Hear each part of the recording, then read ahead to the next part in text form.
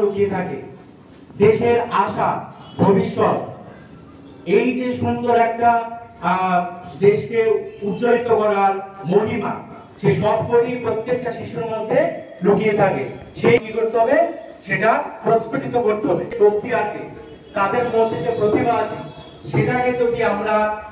Nurture করতে পারি, অর্থাৎ প্রতিপালন করতে পারি, তাহলে কিন্তু তাদের ফোকাসকে নির্দিষ্ট দিকে আমরা চালিত করতে পারবো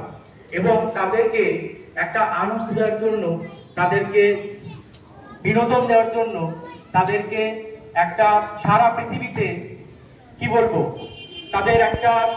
মর্যাদা প্রতিষ্ঠিত করার জন্য তিনি এই শিশু দিবস দিনটি তার জন্মদিনে পালন করার জন্য আপিল করেছিলেন। এবং সেই সময় থেকে